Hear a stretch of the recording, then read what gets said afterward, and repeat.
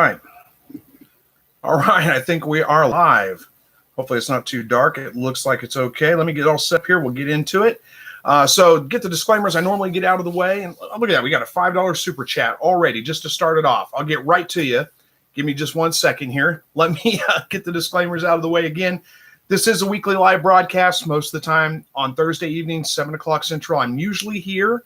Sometimes things get in the way. I can't make it. Life happens. But usually on Thursday evenings, 7 o'clock Central, this is where I'm at doing a live broadcast. I don't have a topic planned out. I just do my best to respond to you guys in the live chat that comes through and interact and just answer your questions, whatever you want to talk about pretty much. Ask me anything. The only things I ask is you keep it family friendly. Don't start cussing at people. Don't call anybody names. Don't be rude. None of those kinds of things. We don't have to kick you out. But other than that, pretty much anything's good to go. So let's get in here. So Law of the Minimum with a $5 super chat just to start us off says, I'm not buying meat. I'm only eating quail. What would you feed quail if you couldn't buy anything? Wow, that's a good question. Well, I think that I would probably try to set up some kind of bug traps, to get them some insects. If I couldn't buy anything at all, it's going to be a little bit tricky. I might try pasturing them in a sense. Maybe if I could, build some kind of cage that I could tractor them around so they can have access to grasses and grains and some of those kinds of things that grow naturally. And then, maybe a trap where you put some food in it to where the flies will come and the maggots will fall out, for them, that kind of thing. The only things I can think of right off the top of my head, that's a tricky question. I have not studied well enough to know, exactly what to feed them, if you want to feed them naturally, because I just don't have time to do all that kind of stuff. That's a good question, though. I've had a couple of people ask things like that. I may have to start looking into that and see what I can come up with. But thank you for the super chat, too. I appreciate it. Hey, Paula, good to see you. He says, hey, they're stopping in to see if I can get a garden update on your garden. How are things going? Going really well. Thank you again for the plants. The tomatoes are starting to take off. We got one tomato that should be ripe tomorrow. I see bacon, lettuce, tomato sandwiches with basil mayo in my future. That's my plan for dinner tomorrow night anyway. We'll see if it actually works out. But the peppers are starting to take off. They're doing really, really well. So, thank you again. I appreciate it so much. Owen, how are you doing? I'm doing well. Thank you for asking. Good to see you. Nikki says, hello, hope all is well. It is. Thank you very much. Quail Town from Virginia Beach. Good to see you. Thanks for joining. Hey, My Shire is here. Zach from My Shire Farm is here. Good to see you. Thanks for joining live broadcasts. I never make it to your live broadcasts, but I usually try to watch them afterwards. Sorry about that. I should try to make a better effort to make it to the live broadcast. But anyway, King Polo says, how do you make rabbits less scared of you? It's a good question. It can be tricky if you've got a rabbit, especially if it's full grown and it's not tamed up by that point. To try to tame it up, it can be a little bit tricky to do. It just takes patience and time. You've got to spend a lot of time with them. Bring them treats when you come to greet them, so they learn that, hey, this is a good thing. Whenever this guy comes around, we get nice treats. Over time, they will calm down. Now, I wouldn't expect them to be, ever just want to, jump up in your arms and snuggle and cuddle and those kinds of things. That's just not in their nature, but not in meat rabbits anyway. But they will calm down a little bit over time. It's just going to take a lot of time and a lot of patience, and just be persistent with it. That's all you can do. I don't have any other tricks for you, unfortunately. Try things like strawberries, little piece of fruit, banana, some of those kinds of things. They really like that kind of stuff. And, when you come to them now, don't expect them to take it right out of your hand to begin with. Come to them, talk to them, let them know you're there, put the treat in their cage, back off a little bit, and let them eat, let them have a good time with that. And then the next day, get it, stay a little bit closer. Just, you're going to have to work it over time before you can spend time with them. Don't try to do too much at one time with them. Sorry, I don't have a better answer for you, but that's really about all you can do with them. All right, Paleo Greenbird says, in Maine, we collect acorns and hang them in a mesh bag and let the weevils fall out for our chicken. Hey, there's a good idea. That's a great suggestion. Thank you for suggesting that. Hey, Sillamore, good to see you. He says, hey, Chris and all from North Central Arkansas. Paula said, yay, we've gotten one small tomato so far. Glad it's all going well for you all. Yeah, me too. And thank you again. I appreciate it. Yeah, one tomato that's just almost ripe. We've got several that are green. But this is going to be the first ripe one we get out of the garden this year. I'm very much looking forward to it. We've had a couple of zucchini already. Zucchini and squash plants are just huge, look great. Just starting to really produce. So hopefully I can keep the squash bugs off of them. My Shire says, we all are super busy. Yeah, I know the feeling. Yeah, I know what you mean. I think you're referencing why I said I don't ever make it to your live broadcasts. Yeah, life just is crazy busy. It seems like all the time. There's always so much going on. All right, Ed Got Bait said, hi, just had 11 button quail hatch. Awesome. Congratulations on the hatch. Hopefully they're doing well. All right, King Polo says, okay, thanks. To what? Oh, make less scared of you. Okay. Yeah, no problem. I wish I had, like I said, I wish I could tell you, do this right here and that'll fix it. But I don't think there's any quick way to fix that issue. All right, Jeremy says, howdy again. Oh, look at that. Paula with a $5 super chat says, you're welcome. Makes my heart happy to see, happy to have been able to help. Yeah, thank you so much. And if you guys don't know, Paula is somebody that she has her own YouTube channel as well. I really met her through her husband, who's a viewer of mine and just lives here locally, and we become friends. We don't get together a lot, but, we chat every once in a while. We share some things every once in a while. And this year I had such a bad start to the garden, and Paula had all these tomato plants and squash plants and pepper plants available. And she said, you can just have them, and just gave them to me. So really saved me a lot of trouble, a lot of money too. So very nice. I appreciate it so much. All right. Gina says, hey, Chris, I hope life is good for you. It's going well so far. Thank you very much. I think I already answered that. Didn't I answer that one twice? I'm backing up now here. Here we go. Jeremy says, howdy again from Texas. Love checking in and listening to everyone's questions. And Gina says, my Shire, love to get some eggs from you. Be a great present for my husband. Well, you can't go wrong with my Shire eggs. Carrie says the quail like the fly larva, and then there's a T. I don't know where that was going. Oh, and they like mealworms and darkling beetles. Yeah, I'm sure they do. There's no reason why they wouldn't love them. Sillamore says, my Cherokee purples tomatoes are just now blooming, late getting everything in this year. I was late getting it in a little bit this year as well, just because we had such cold weather, such late in the year. And my starts didn't start. So it was a little bit late getting them going, but they're starting to take off now. Hopefully that means we'll get a little bit longer in the season to grow them, and it won't, we'll get our first frost in early October. As far as Cherokee purples, I've grown Cherokee purples before. I don't really care for them. I mean, they're not terrible, but they're not really good tomatoes to me. So I went back to my old standards. I like the Mortgage Lifter Reds for a good slicing beefsteak tomato, and the Amish Paste is a good canning tomato. And I've forgotten what variety I've got, what Paula gave me. I forgot what variety they are, but they're supposed to be a dual-purpose tomato. So I haven't tried those out yet. We're going to see how well they do. Junie says, hello from Chester, Virginia. Hello to you. Mary Margaret says, hey, Chris, I have two does, rabbits. They have been building a nest box, but a week later, no babies. I wrote down 3 days prior. I put everything in there, no litters. So why are they not having the litter? Okay, let me try to decipher this again here. So let's see. You have two rabbits. They've been building a nest, but a week later, no babies. I wrote down 3 days prior. I'm not sure what you mean by I wrote down 3 days prior. So maybe you mean their due date was 3 days prior to the date. I'm not sure. I'm a little confused on that. But as far as why they haven't had their babies yet, anybody's guess. It could be false pregnancies, or it could just be that they're just not ready to have the babies yet. Some rabbits will build their nest incredibly early. And sometimes it takes them a week or two to have their babies after they built their nest. It varies. So if you know the date they were bred, the date they're supposed to give birth 30 days after they're bred, then I'd give them at least another 10 days after that before you counted it out and just went ahead and rebred them at that point. But chances are, now that you asked about it, you're going to go out there and they're going to have their babies tomorrow. It's just seems to be the way it goes. Hopefully, good luck with it anyway. I wish I had a better answer for you, but it's hard to know. I mean, there's no way I could know for sure why they haven't had their babies yet. All right. David says, good morning and hello from Coventry, UK. Yeah, I bet it is morning over there.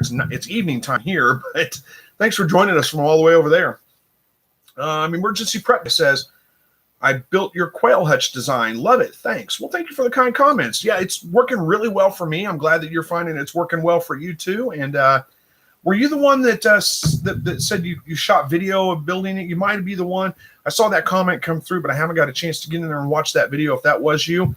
But either way, I'm glad it's working out well for you. And Paula says, "Oh, not a problem, dude. Thank you, Paula. I appreciate it." Derek, what are the temperature limits of quail and steps to take to help? I live in Tucson. Good question. As far as the temperature limits go, they're pretty cold hardy. They're pretty heat tolerant as well. You know, the heat of summer is definitely a little bit harder on them than winter. All I can tell you is what I've had them in here, and I've had them in temperatures down to negative 15 degrees Fahrenheit. I've had them in temperatures up to 115, 120 degrees, probably about 115 degrees, honestly. And it doesn't stay that way for very long if it does ever get that hot here. So it's not, I mean, it's here than it is there. It's a lot drier there. So there are some things that you can do there that I can't do here, that you can kind of give them a little bit of break from the heat, like a swamp cooler, a misting system, evaporative cooling, that kind of thing. It doesn't work here because it's too humid, but in Tucson, it would work really, really well. And you don't want to spray the birds directly, but spray their hutch, the surroundings, and then that evaporation of the water will keep the temperature down a couple of degrees a little bit. Other than that, the best thing to do is keep them in the shade, give them shade, and make sure they have access to water at all the time. You don't want a situation where the sun's beating directly down on them. You want them to be in a shady, well-ventilated spot. So what I do is I put my hutch under a tree. So, excuse me, so the tree itself provides shade to the hutch. Even though it's got a roof on it, I still don't want the heat, the sun beating down directly on the roof of the hutch, and the roof of the hutch the only thing providing shade to the birds underneath. I want the whole hutch to be in the shade, if that makes sense. Same thing with my rabbits. They sit on the north side of my house, so they're never in direct sun. The sun, they're always in the shadow of the house, and that helps a lot. Other than that, ventilation, airflow, if you can hook up some fans to blow and move some air around. You don't want fans blowing directly on the birds all the time, but if you can blow it across the cage top to just get air moving, that will help a lot too. They're pretty tolerant of that stuff. As long as you've got good fresh water for them and all, they're going to do pretty well, and you shouldn't have to worry about it too much. Even in the heat of Tucson, they should do just fine. Paula says Rebecca Allen, I believe. I think that's the type of tomato. I think. Yeah, Perrin, that's it. Perrin. She says, I double-checked. It's Perrin that's the dual purpose. Y'all took some Rebecca Allen as well, both from Baker's Creek. There we go. Thank you. Thank you for reminding me of that. I always forget, and I don't think I wrote it down. So David says, hello, Gary B. And Gary's saying hello back to you. Or actually, he said hello, and you're saying hello back. Good evening to you, Gary. Gary says, good evening, everybody. A hello from soggy South Mississippi, 12 inches in the last 2 days. Holy cow. We've already got 24 inches over our annual rainfall. Wow, that's a lot of rain. We've got rain in the forecast for this weekend. We had a really wet spring that lasted all the way up until, honestly, it was like it came late this year. Usually we get our stormy weather and all that like towards the end of May, middle to end of May. And this year it wasn't until, it was still cold early May, still pretty chilly. We did get a lot of rain, a whole lot of rain. It was just raining every day, it seemed like. And then it just dried up. And for like the last 2 weeks, we haven't gotten any rain really at all. But we've got rain in the forecast for tomorrow, Saturday, Sunday, and into Monday. Nowhere near 12 inches, but we may get 3 or 4 or 5 inches, which is enough to cause some flooding. So hang in there, Gary. Hopefully you're staying dry and not having any too many water issues anyway. All right, Derek says it's like chickens. You want cold water. Where are we at here? Oh, so it doesn't have to be cold water. You don't want it boiling hot, of course. You want to do your best to keep your water lines and your watering system out of direct sun so they don't heat up and it's not hot water. But it doesn't have to be cold water. They just need water. They need to be able to drink water, replenish their fluids, just like we do as people. And you're right, just like chickens. Chickens need that too. Pretty much all animals need those kinds of things, especially in a place like Tucson where it is so dry outside. They need access to water pretty much all the time. If you haven't got it set up already, set up an automatic watering system or a gravity-fed water system so you don't have to worry about them running out of water, tipping a water dish over or something like that.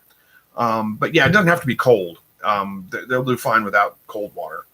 All right, Ray says, I crossed to Texas A&M in a jumbo and got a jumbo with a white V-neck and lays an egg a day ever since 6 weeks. Nice. So, yeah, you can cross all kinds of, I mean, they're all Coternics, so you can cross them. And, starting laying at 6 weeks is definitely a little bit early, so congratulations. All right, where we at here? Carrie says, I have 8 to 9 week old hens. Is there anything I can do to get them to start laying? 8 to 9 weeks old, they probably are going to start laying at any time now, assuming, I don't know what kind of setup you've got them in. If you've got them in a house, inside a building or something, or if you're keeping them outside. If you're keeping them outside and you live in North America, they should start laying any time now. If you're keeping them inside, you may have to provide light for them. They need at least 14 hours a day of light in order to start laying on a daily basis or a regular basis. But 8 to 9 weeks is right about the time you're going to start getting eggs from them. So it's nothing to worry about if you haven't gotten eggs from them yet. As long as, like I said, if they're outside, you're not moving them around a lot. They don't like to be moved around a lot. That stresses them out. That can prevent them from laying eggs. Other than that, light, 14 hours a day of light is what they need. But if they're outside, they're getting that already because it's summertime and the days are that long. So you shouldn't have to do anything. Just be patient. Just wait a little bit longer and you're going to start getting some eggs. All right, Mateo says, out of 18 quail eggs, 12 of them hatched, 1 died, and the rest of them are doing really well. This is my first time doing. Is this a good hatch rate? Out of 18 quail eggs, 12 of them hatched. Yeah, that's pretty good. You said you had 1 died, and the rest of them were doing well. Yeah, sounds like you did a good job on that. I can't do the math in my head to see what percentage hatch rate that is, but 12 out of 18 is not bad at all. So congratulations, well done. Corey says, got home from work today to some quails hatching in the incubator. Awesome. Congratulations on your hatch. I had quails hatch out, I guess it was a week and a half, 2 weeks ago, close to it. So they're out in the brooder box right now. I did have, let's see, I lost a couple of them in the brooder box. I turned the temperature on the light down just a little bit, and I think I turned it down too low because it got down pretty chilly one day last week, and I lost 3 birds. But the rest of them are doing just fine. All right, Gerald says, keep up the good job. Thank you, Gerald. I appreciate that. Sage and Stone says, do you know if pheasants lay year-round or seasonally like turkey? I don't know much about pheasants, so I really can't say. I don't really know for sure. I would guess that they lay kind of seasonally, but I really don't know. All right, Bob says, hey, Chris, would it be a good idea to run some bleach through the quail watering system to clean the algae or just replace the hose? I don't see a problem with running bleach through there. I don't know that it's going to do much to clear out the algae. It might kill it off. You just want to make sure you rinse it out really, really well. I don't really find it necessary to do that. Usually what I do is, in the wintertime, whenever I take the watering system down, I just flush it out with a garden hose, and whatever comes out, comes out. Take the parts that I can. So I'm working with little, smaller sections, and just use a regular sprayer on a garden hose and just flush it out. Most of the algae comes out. A little bit of algae in there is not going to hurt them, so I just don't worry about it myself. But yeah, if you want to flush them out like with some bleach or something, then sure, go for it. Carrie's giving me help with my math here. Says 66% hatch rate, I think is what you're referring to. Thank you. Sometimes that was a hard math for me to do. Let's see, 12 divided by, what was it, 18? Yeah, 12 divided by 18. Can't do it in my head while I'm trying to answer comments, that's for sure. All right. Gromies United says, hello, Chris. Hope all is well. Well, thank you. It is. Hope all is well with you, too. And Remixed Review says, just AU. Is that Australia? Is that where you're from? Australia, maybe? So either way, thank you for joining. Rebecca says, will my silky chick tolerate Northeast Missouri winters? I'm not an expert on chickens and definitely not on silkies, but yeah, it should. As long as you can give it protection from the wind and the weather and all that, somewhere where it can get to. I'm assuming it's got a coop it can get into or something like that. On the coldest days, you may want to provide some, a light bulb, just an incandescent bulb. It doesn't have to be a heat lamp, just to provide a little bit of warmth, keep it from getting out. I think with chickens, the things you have to worry about is frostbite on their combs and stuff like that. So that would be the only thing I would worry about with them. But they should survive. They should do just fine. Gary B, there you're leading into what I was getting ready to talk about. Says, like the announcement of Quail Con, wish I knew whether I'll make it or not. Yep, we've got Quail Con coming up. My Shire's still, I don't know if they're still here or not. He may have left, but my Shire, in conjunction with Whiskey Tango Farms, is putting on Quail Con 2021. Big convention. We're going to have about 200 people or so there. Going to sell about 200 tickets anyway. Tickets are incredibly reasonable. If you didn't see my video on it, I did post a video on Tuesday talking about Quail Con. So I'm going to be giving away 2 tickets. You have to go back to that video, put the right comment in to be able to eligible for the tickets. Just the tickets to the convention, you have to get there your own way. It's going to be in Miamisburg, Ohio, September 5th. That's a Sunday. That's a Sunday before Labor Day. So you got a 3-day weekend. You can make a weekend of it. And what else? 10 in the morning till 5 o'clock in the evening. That's the plan. There's going to be some classes going on, NPIP certification class. Well, I shouldn't say class, but a talk on NPIP certification, bounce houses for the kids. There's all kinds of things going on. It's going to be a good time. Terry from Katernik's Corner is going to be there. I'll be there. And, of course, you got Zach from My Shire Farm and his family. So it'll be a good time. If you can make it, you should definitely make an attempt to do so. Even if you don't win the tickets, it's only $25 a ticket. So it's pretty reasonable. Come up, spend a day with us, and we're going to have a good time. All right. John says, do you know anything about farming hares? I think it's like, you mean like farming hares like rabbits? Hares instead of rabbits? Not really. I know about rabbits, but hares are pretty similar, but they are slightly different. We don't have hares here, so I don't know much about them, honestly. Kelly says, I'm late. Did I miss anything else about Quail Con? My wife said I should go and hang out with you other quail nerds. I wasn't even aware quail nerds were a thing. I don't know if we'd call us all quail nerds, but yeah. No, you didn't miss anything else about it. It's the same things we talked about on the last video if you saw it. Just bringing it up again in case somebody didn't know about it, that you make sure they knew about it, make sure everybody knew. If you want to be entered into the drawing for the 2 free tickets I'm giving away, then, and again, they're just tickets to the convention, not to get there. You have to find your own way there. I can't afford to pay your airfare or travel expenses, but I'll give you a ticket to get in. If you can make it I'm going to raffle off 2 of them. Let's put it that way. Good grief. That was hard to get out. So anyway, go back to my last video. It was like Tuesday. It posted on Tuesday. Go back, watch that. You can leave the comment on there if you're planning on being able to make it to that and get entered into the drawing for the 2 free tickets. Or 1 ticket. I'll give it to 2 different people. All right. Silvermore says, wish I could make it to Quail Con, but no can do. Con, not com. Oh, I read it as con. Yeah, I'm sorry, Silvermore. I understand. It's a little bit tricky it's a bit of a drive. So if you're going to be driving up there, it's about a 10-hour drive, something like that. So it is a little ways to go. I get it. I think you said you're from Arkansas, so it's probably a little bit further for you, maybe 11 hours. So I get it. It's tough. If you can turn it around, you can make it there. We'd love to see you there. But if not, it's okay. I understand. Kelly said, which days are camping? Just Saturday for the event, or on Sunday, or multiple days? I think if Zach's still here, he may have to answer that for you. We had discussed possibly having it opened up for Saturday and Sunday, and I think that's what he's decided to do. He's going to be opening up his field to allow people to camp there if you don't want to get a hotel room. There is also a discount on hotel rooms. All the details are on My Shire Farms page.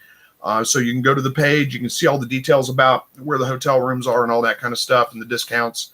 But I believe that he has decided to open it up for Saturday and Sunday because the thought was, we've got people traveling from quite a ways. They're not going to want to go to a convention all day long and then have to drive home that night. We'll let them camp out and then drive home the next day or something. So yeah, I'm pretty sure, 99% sure that's what he's decided to do. He is going to open it up that way, I believe. All right. Ed Gottbait says, anyone dressing up as a quail? I doubt it. I mean, it's going to be September 5th. It's going to be way too hot to put a costume on. That'd be my guess. But who knows? Maybe they're a little further north than I am, so maybe it won't be as hot back there or at that time of year. Who knows? Anyway, I sure am looking forward to I know I've got several viewers that said they were going to be going to it, so I'm looking forward to seeing you guys there, meeting face to face, shaking your hands.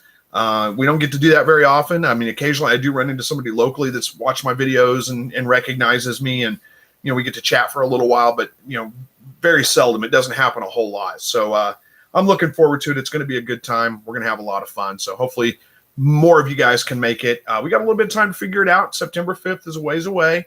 So, do what you can. If you can make it, great. If not, that's okay. We won't take attendance and we won't count it against you. All right. So this is a good opportunity. The conversation has kind of died down just a little bit, or the chat has died down just a little bit here. Let me check on something. Let's see. They've sold about half the tickets right now. So 200 tickets are going to be off, and we're down to just 100 being left for sale. So, if you are going to buy tickets, you probably need to get in there fairly quick. Ed Got Bait says, I'm used to going to sci-fi cons.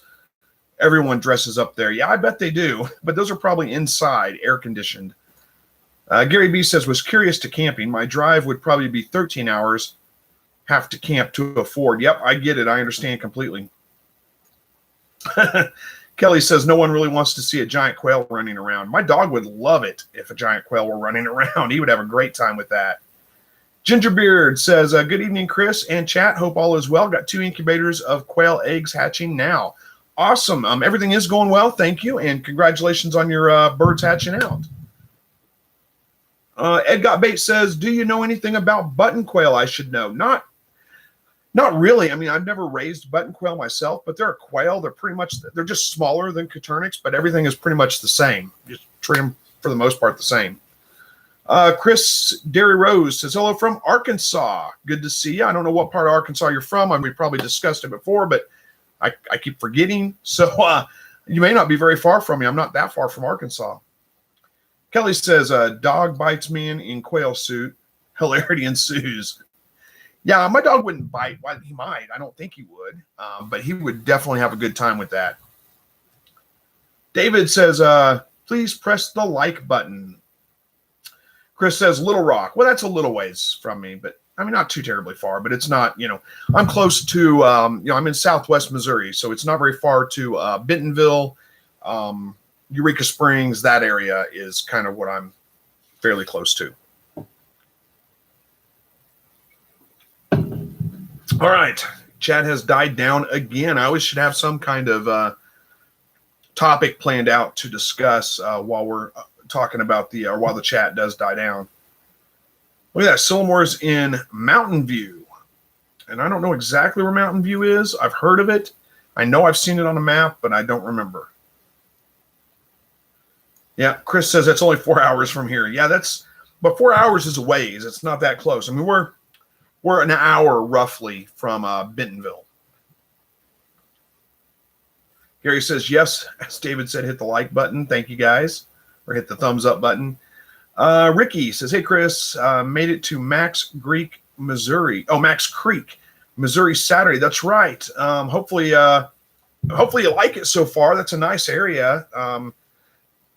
Glad to hear that you made it just fine. I don't get to spend much time up there, but it is a very nice area.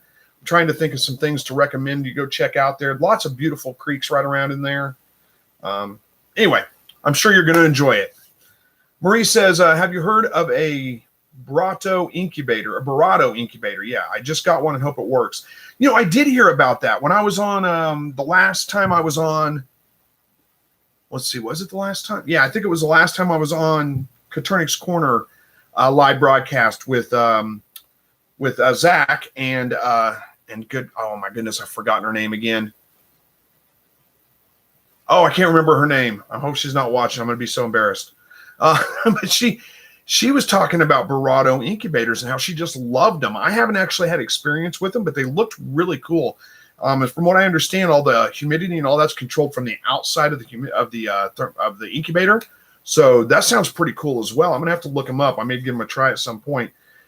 She was fantastic with genetics, and they were really bright woman. I just can't remember her name all of a sudden. I'd recommend you guys go watch her videos too.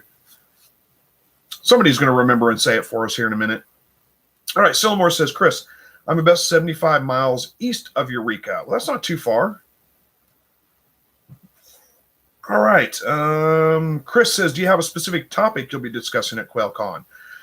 Probably. That's still kind of in the works right now, but what we're looking at is probably I'm going to be doing just kind of a general discussion about raising quail outside as opposed to indoors, because both Terry from Coturnix Corner and Zach Zach has a big quail barn. Terry has indoor. They raise their quail indoors. So I'll probably be focusing more on what is it, the nuances of keeping them outdoors and how to keep them happy and healthy outdoors. It's it's just gonna be kind of a short. I think it's a 30-minute class is what we've got planned for me. I think Terry's going to be talking about homemade incubators. I believe. Don't quote me on that because, like I said, a lot of this is up in the air right now. But they're going to have a lot of other things going on. There'll be a butchering class going on, farm tours. You'll get to see the barn, the quail barn at my shire. What else is going on there? Like I said, MPIP. They've got an MPIP expert there. So if you don't know what MPIP is, again, if you plan on selling birds or eggs and you want to plan on selling them across state lines, really, if you plan on selling them at all, you should get MPIP certified. You have to be in order to sell them across state lines. So this is a good resource for anybody that's looking to get into that. It's an expert on MPIP certification. Anyway, there'll be lots of things going on. It's going to be a good time. Like I said, if nothing else, it'll be a time for us to get together, just shake hands, meet each other, just hang out and be with like-minded people. And that's kind of the biggest benefit to it, honestly. For me, anyway, I think so. Paleo says, do you clean your eggs before incubating? Kind of. I mean, if they're incredibly dirty, don't incubate them. Just throw them out. But yeah, if I do clean my eggs kind of before incubating. What you don't want to do is scrub them down. You don't want to get like a washcloth and just rub them down. You don't want to do that. You'll rub the bloom off of them. They got a good chance of introducing bacteria and things. What I do is I mist them down with a mixture of 50% water, 50% gold Listerine. And just spray them down as I collect them, and then one more time right before they go into the incubator. And that's really about it. I don't do any other cleaning to them. There's no scrubbing of them. I don't wipe them down with anything. It's just misting them with a spray bottle. I don't have it in here. I'd grab it and show you what it looks like. But anyway, that's all I do. Remix says, yeah, watching all the way from Australia. Keep up the great content. Well, thank you so much, Remix. I appreciate that. Australia is a place I'd always like to visit. I just haven't got a chance to do that yet. Ricky says, made it to Max Creek, Missouri, from Leesburg, Florida this past Saturday. Y'all have flies here like Florida's got mosquitoes. Yeah, you don't have flies in Florida? There's plenty of mosquitoes in Missouri, too. Trust me. You'll find that out, too. But, yeah, it's probably not hugely different than Florida this time of year. What you're going to have to work for or wait for is the wintertime. When the wintertime comes, that's going to be a little bit of a shock for you if you're not used to that. But right now it's just hot and humid, and it's hot and humid everywhere. So, but again, you've got the lake right there by you. You've got rivers, nice streams, all that. You don't have to worry about alligators. So, go jump in if you want to. Todd says, Alley. I don't know what that means. ALY. I don't know what that means. We'll see in a minute. Carrie says, I'm only a 90-minute drive from you, so trip to Ohio would be almost 9 hours. Too far for me. Yeah, I debated on driving it. Really thought, on one hand, I'd love to be able to drive up there because, then I could take all my drone, my camera equipment with me, take pictures, do all kinds of cool things. But 10 hours is a little bit long to drive. I need to be 10 hours there and 10 hours back is a little bit long for me to drive. It takes up a whole day there and a whole day back, whereas flying is only a 4-hour trip and I'm there. So I think I'm going to be flying in. All right, Sillamore says that he's 2 hours from Little Rock. Marie says you can get to the Barado at Premier One, and interested took 3 days to get it. Oh, if interested, took 3 days to get it. Yeah. I may at some point. I'm not yet. I don't need a new incubator right now. My incubator's working just fine, but I may get one at one point just to try it out. She talks so good about it that her name. Hey, we got somebody from Cassville here. Hang on, I'll get to you here in just a second. Oh, Allie is her name. There we go. Thank you, Todd. It was Allie. You're right. Allie what, though? I don't remember. I got to look it up. I took a note of it somewhere because I was really impressed with her. She was very sharp.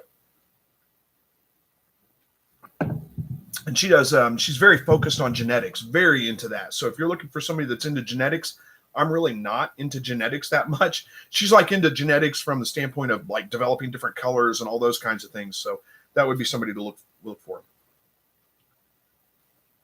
Where's that? Sassy Weaver says the confetti quail lady for Barado incubator.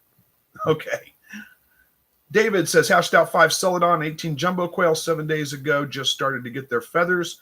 What advice would you give? Thanks in advance. Well, it sounds like you're doing everything right. They're starting to get their feathers a little bit. You know, I don't know where you live, what your outside temperature is like, but I would keep them, you know, on heat until they're feathered out. You're going to look at about 10, 11 days, somewhere right around in there. They're going to start being pretty close to feathered out. You can start weaning them off the heat a little bit. Just watch your birds. If they're all crowding together, you know, like packing in a corner of the incubator or the brooder box or something, they're probably a little chilly. You need to warm it up a little bit for them.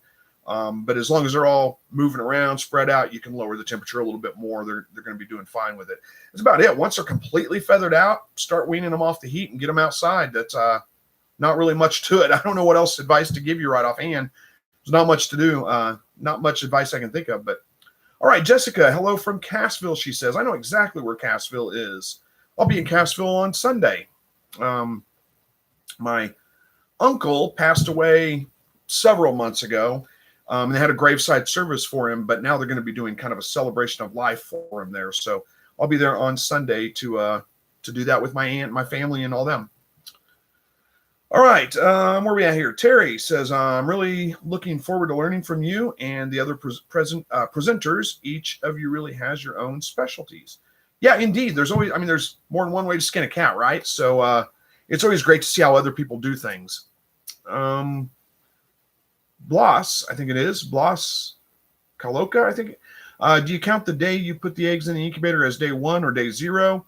Do you go into lockdown on day 14 or day 15? You know, honestly, it doesn't really matter that much. Don't stress about it. I thought I heard something. Sorry, I got me distracted. Don't stress about it. Count it either way you want to. What I personally do, the day I put them in the incubator is day 1, and I put them into lockdown on day 15. But, you know, if you go a day early, one or a day later, it's fine. It's not going to matter. Don't stress about it. Don't make it a more complicated thing than it needs to be. Nikki James says camping Saturday and Sunday, $25 per night. Okay, so I don't know. Is that on the website? Let me check real quick. Let's see real quick. I believe you. I just wanted to see what we're looking at here. Oh, you're right. Camping pass for Quail Con, $25. So that's not a bad deal. That's a pretty good deal. All right. Thank you, Nikki. I appreciate that. David Williams from the UK. Thank you for joining tonight all the way from the UK. I guess it's morning there, isn't it? And we got somebody else from Australia here. Helen says, hey, Chris, from Brisbane, Australia. It's got to be like early morning there too, right? It's evening time here, and I think it's probably early morning. I don't know. But thank you for joining either way. I appreciate it. Australia is one of those places, I've said this before, I've always wanted to visit, always wanted to go down there. Just never got the opportunity to do it. Who knows? Maybe someday. Remix says 10:30 a.m. That's not too early, I guess. Sillamore says, is any of the festivals for Quail Con going to be live on YouTube? Festivities, there you go. I don't know yet. We'll definitely be filming some stuff, but I don't know if any of it's going to be live or if we'll just have videos posting afterwards. It's going to be kind of hard to put. I'm going to see what I can do. I'll try to put together a video anyway while I'm there and be able to post for you guys anyway after it. I'll probably be on vacation the rest of that week. I've got some family vacation coming up. It's probably going to be that week. So I'll fly up there, go to the conference Sunday, fly back Monday, and then I'll be out the rest of that week. So it may be a week later before you get a video from me, but we'll see. Leadership Help Desk says, genetics lady has great slides, about 5, that explain everything in simple terms. Check it out and take notes. I've been back to that video about 10 times. Yeah, she was fantastic. Really sharp. Much better than I am with genetics, that's for sure. All right. Chat just kind of quit again. So we'll give it a minute for everybody to kind of get going again. I don't have much to talk about, I don't guess, right now. I wasn't prepared. I always say this when it dies down. I'm not prepared to talk about anything when there's no chats coming through. Let's see what's going on right now. We got birds in the incubator or in the brooder box. They're getting ready to get weaned off the heat completely and moved out to the outside hutches. I need to repair one of my outside hutches, the flooring in the one. If you've been watching my videos, you know I processed all the birds in that one hutch. I still haven't got around to fixing it, so I need to do that. I've got to put floors in still. I've got the main part of my flooring done in my house, but I haven't done the bedrooms and the bathrooms yet. So I've got to start knocking those out because it's been several weeks since I've worked on them. So that's probably what I'll be doing this weekend is working on getting one of the rooms done. Paleo says, how many quail can you keep inside and still manage the smell? It really depends on how much you want to clean and how dry you can keep it. Because if you can keep it dry, that really helps with the smell. If it's wet, if it's damp at all, one bird is going to be too much to keep inside to manage the smell. You're also going to have to be able to plan on cleaning cages out pretty regularly, probably once a day, you know, something like that. So, you know, it really kind of depends on how you want to do that and also your tolerance level. How tolerant are you of, you know, the smells and things like that? So, you know, I can't really answer that for you. It's going to be something you're going to just kind of have to experiment with. I'd start small. I'd try not to keep more than maybe 3 or 4, you know, maybe 5 total. And then you can build from there if you want to. Josh says, hey, Chris, how you been? Sorry I've missed, but it's been super busy around here. Expect a litter of Tamuk New Zealand's anytime. I am jealous. I do want some Tamuk rabbits, but don't worry about it. You don't have to apologize to me for not making it to a video or a live broadcast or anything like that. We don't keep track of it. I understand everybody's got their own life, things going on. It's okay. I don't expect you. You don't have to be here. It's fine. Thank you for joining tonight, though. And like I said, I am jealous. I do want some Tamuk rabbits, but they've been kind of hard to come by around here. Trevor says, any good home remedies for eye infection of rabbits? Are you talking about like nest box eye in a baby rabbit or an eye infection in an adult rabbit? You know, it's different, I guess, depending on what the issue is. I've had really good success treating nest box eye in baby rabbits with chamomile tea and honey. So basically just brew a cup of tea with honey in it, quite a bit of honey, and then use the tea bag itself as kind of like a sponge to just kind of clean their eye out with. And that's worked really well and helped clear it up quite a bit. I don't know that would work on a full-blown eye infection, though. You may have to get, I know you're looking for home remedies, but usually, you know, something to clear that up, like an eye drop that you put in or something, they're not that expensive. They're pretty cheap, and they do a really good job. So that's probably the place I would look if you had an eye infection in a adult rabbit. All right, Josh says, make your way to Mississippi, and I'll fix you up anytime. Yeah, I appreciate that. I could probably get them a little bit closer. I've seen some for sale in Tulsa, and there's some on the other side of Springfield. Tulsa is about a 2-hour drive close to it. Other side of Springfield, an hour and a half, something like that. So, you know, it's not really that far. I could make it up there to get them. I just, man, like you said, I've been so busy. I don't have time to carve out 6 hours of my day to go somewhere and pick up rabbits. But who knows? Yeah, maybe I'll make it to Mississippi at some point. It's been a while since I've been there.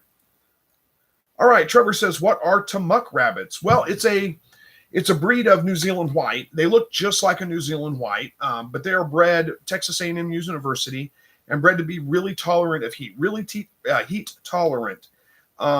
And they're a really good New Zealand white. So you get a really good New Zealand white, you're going to get babies up to butcher age by 8 weeks old. And that's what you should get out of good purebred Tamuk rabbits. But the biggest benefit for me is heat tolerance. You can breed them in the summertime. There's just, you know, for that reason alone is really what makes them a good one. All right, Gary says, Chris, you mentioned in a recent video on replacing your hens. I got to look at this. That this fall. We'll have some approaching 3 years old. Sorry, I had a hard time reading that for some reason. Yeah.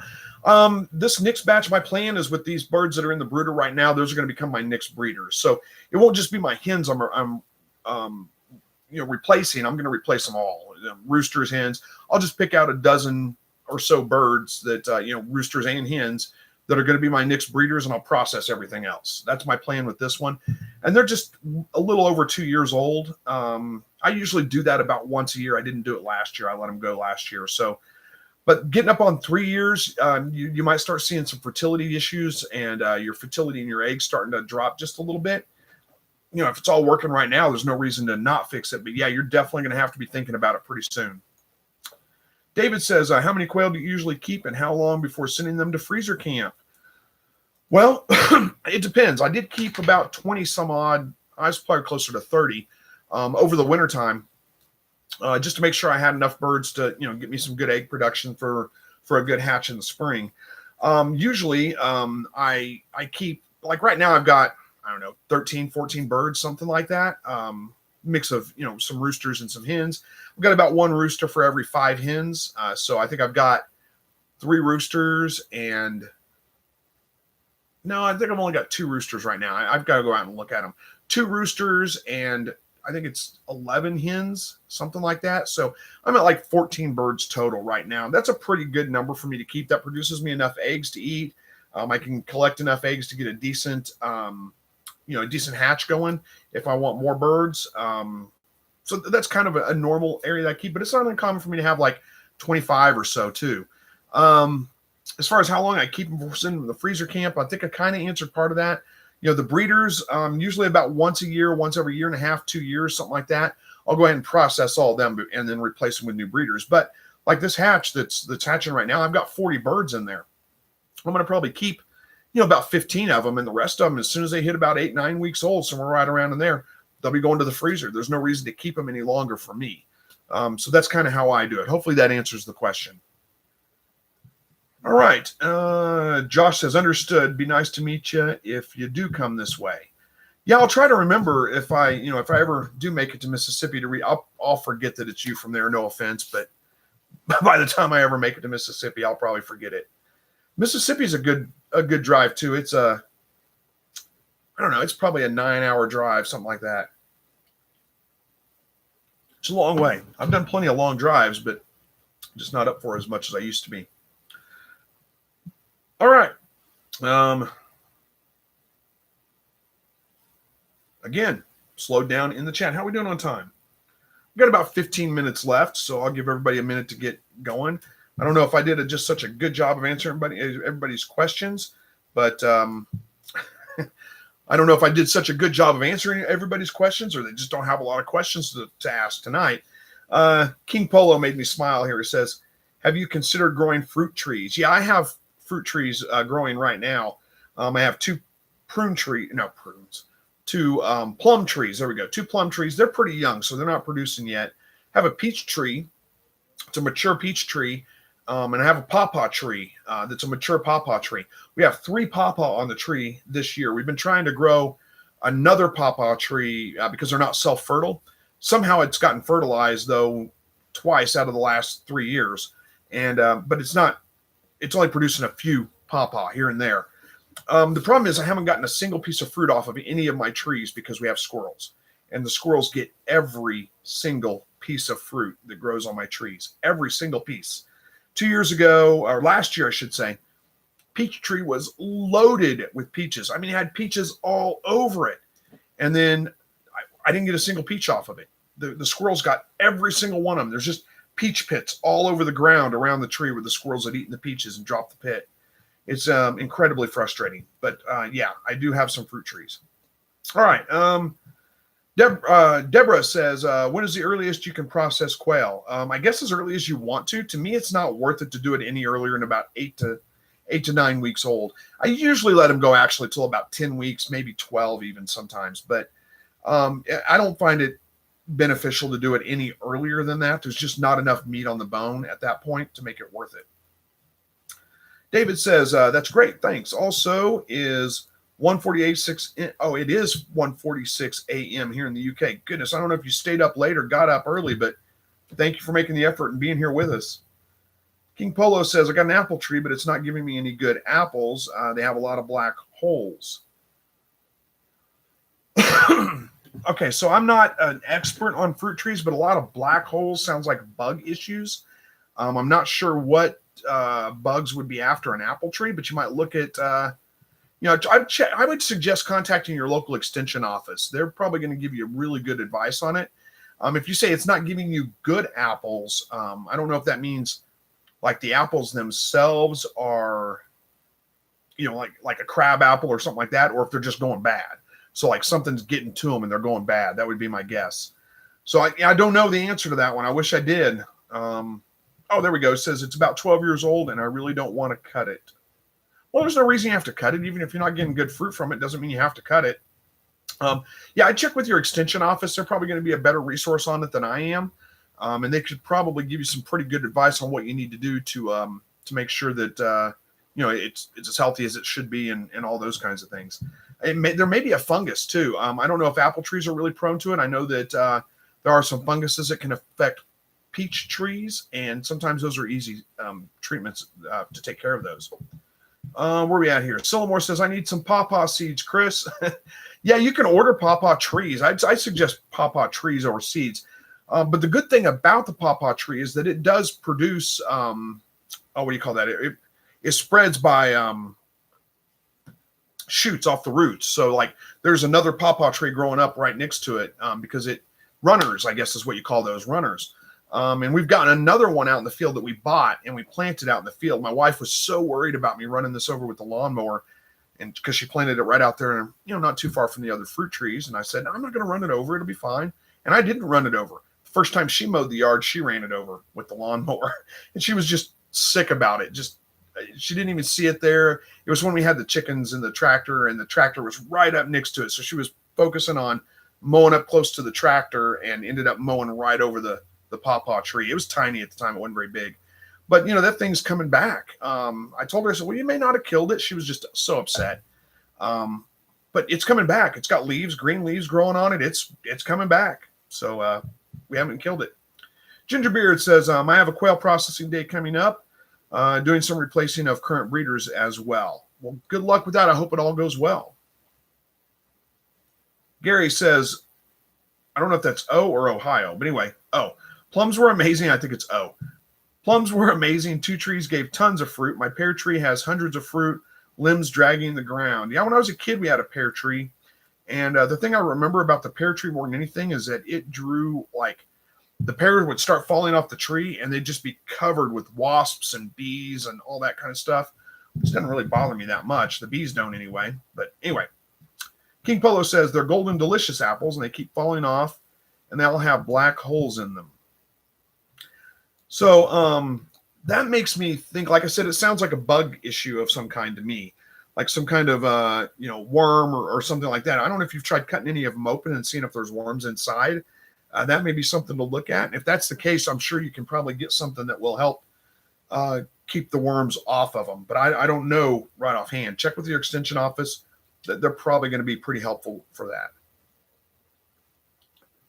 Peach Sillamore says, my peach tree is loaded this year. Well, hopefully you don't have squirrels because they'll get them all. Deborah says, Benjamin Marauder air rifle is almost silent and is called the Urban Varmint Eliminator. Good for squirrels. Yeah, I know. I have an air rifle. My problem is that I don't have time to sit around here all day and shoot squirrels. And they figure out pretty quick what an air rifle is. They're actually smarter than... I'm out of focus, aren't I? Let me try to get a little bit closer to the camera. I think my shutter speed's a little slow, but anyway, we're going to deal with it now. It's too late to worry about fixing it. I just noticed it. Where was that? The squirrels actually figure out what a gun is pretty quick, whether it's a regular rifle, an air rifle, whatever. So you'll have squirrels out there, and they'll be running around just looking at you 15, 20 yards from you. But as soon as you bring an air rifle out, they are way out of range. They just know what the range of an air rifle is. You may get 2 or 3 of them, but the rest of them figure that out, and they stay out of the range. It's incredible, honestly. It's not as easy to clean them out as you think it would be. Now, I do have a squirrel trap that does a pretty good job of trapping them, and I just need to set it.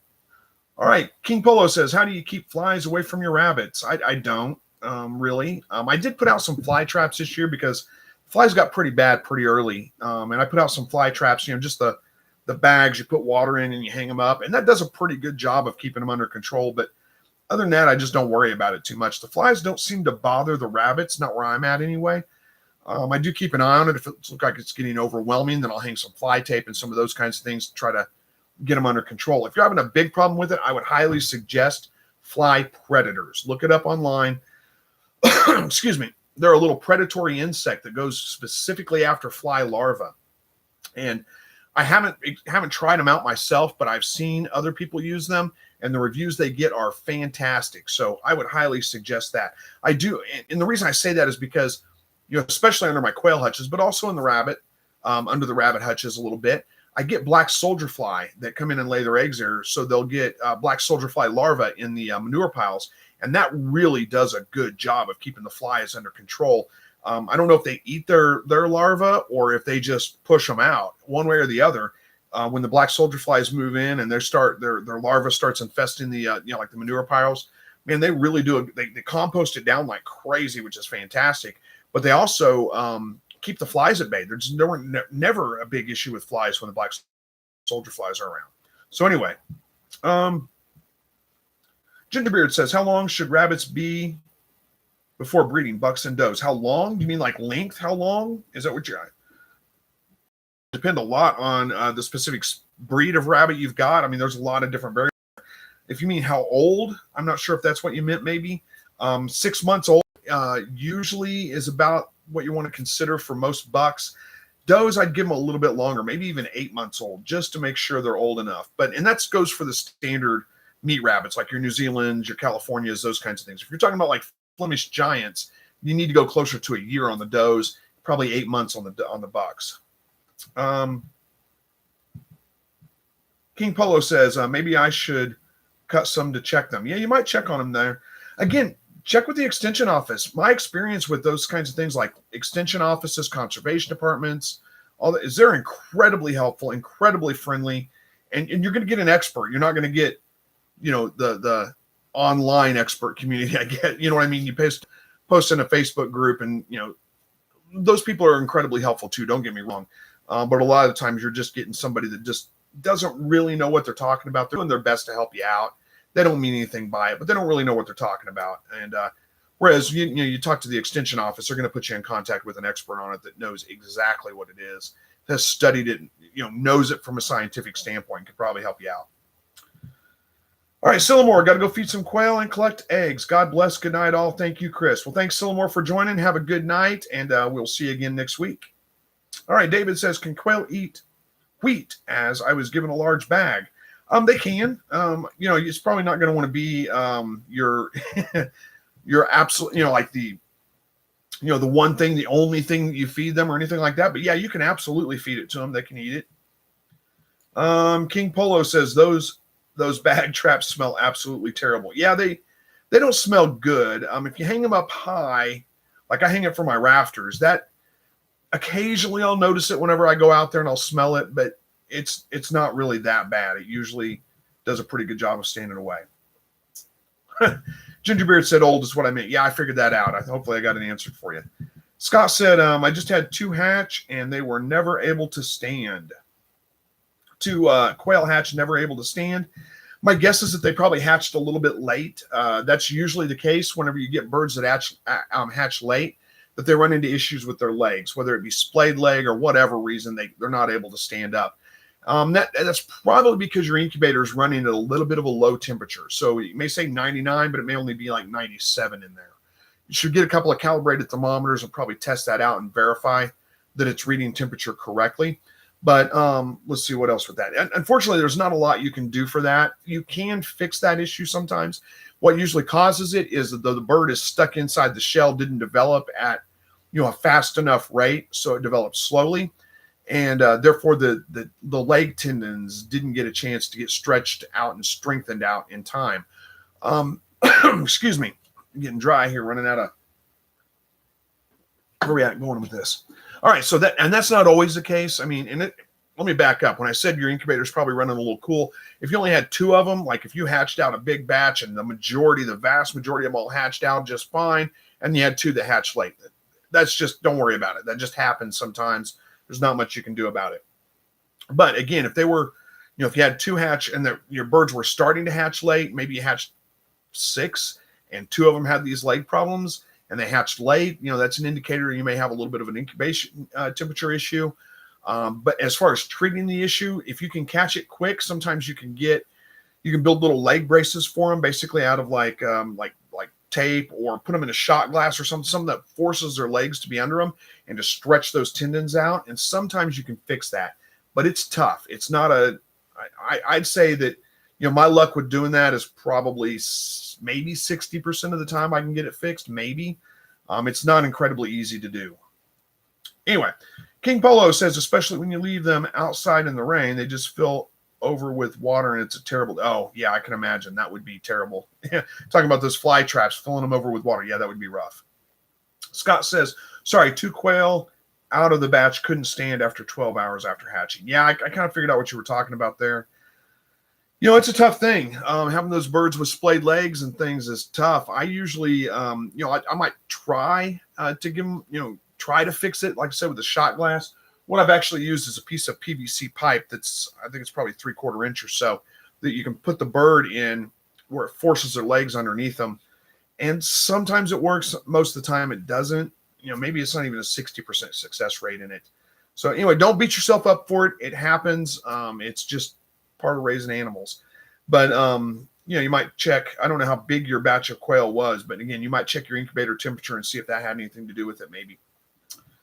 All right, guys, we're right at an hour. I need to wrap this one up. I got to go spend some time with my wife. Somebody said, it's not that you have to, you get to. Absolutely. That's what I mean when I say I got to go do it. I need to spend time with my wife. For me, it's a good thing we don't get to see each other quite enough during the week. We both work, and it just gets a little bit hectic. And but tomorrow's Friday. We got the weekend coming.